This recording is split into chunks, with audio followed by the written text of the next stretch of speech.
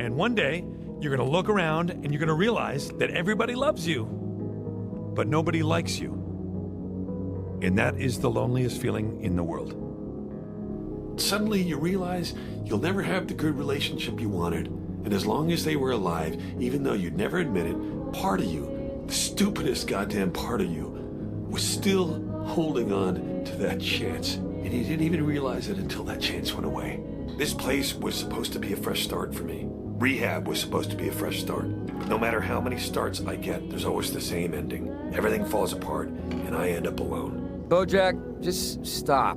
You are all the things that are wrong with you. It's not the alcohol, or the drugs, or any of the shitty things that happened to you in your career, or when you were a kid. It's you.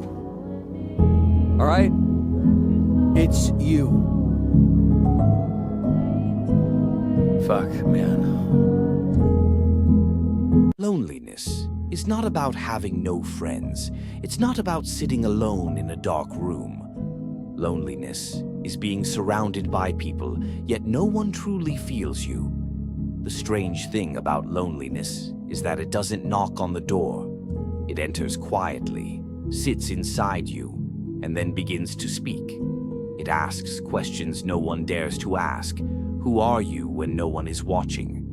Do you truly love yourself? Or have you simply gotten used to running away from it? Many people fear loneliness, but very few understand it. Because loneliness doesn't hurt you immediately. It doesn't scream, it doesn't cry, it smiles and lets you bleed slowly. Loneliness is the mirror that does not flatter. When the doors close, the noise fades, and only you remain with your thoughts. And here the problem begins. Most people don't fear being alone. They fear what they'll say to themselves when they are, because in loneliness, you cannot lie, you cannot pretend, and you cannot escape. Dostoevsky wasn't writing only about poverty. He was writing about the human being when left alone with himself for too long, when the mind starts digging, not in search of an answer, but in search of guilt. Loneliness makes you replay your life, but without music, without justification. Every mistake, every word you never said, every moment you were afraid, returns as if it happened just now. And here humanity splits into two types. One type runs from loneliness, fills life with noise, with people, with empty conversations, with screens, with anything except themselves.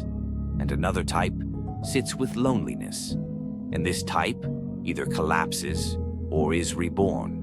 Loneliness is not evil, but it is brutally honest. It doesn't tell you you are a bad person. It says, look, this is you. That's why loneliness brings out the best in some people and the worst in others. Those without depth, it exposes. Those with awareness, it sharpens. The painful part of loneliness is that you begin to understand people more, but lose the desire to get close to them. You see the masks clearly. You hear the words, but understand the intentions.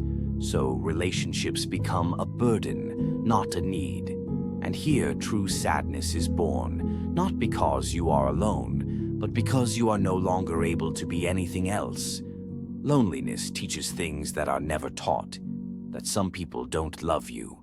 They love the feeling you give them, that silence is more honest than 1,000 promises, and that in the end, you will be disappointed, not because you are weak, but because you expected honesty in a world that feeds on pretending.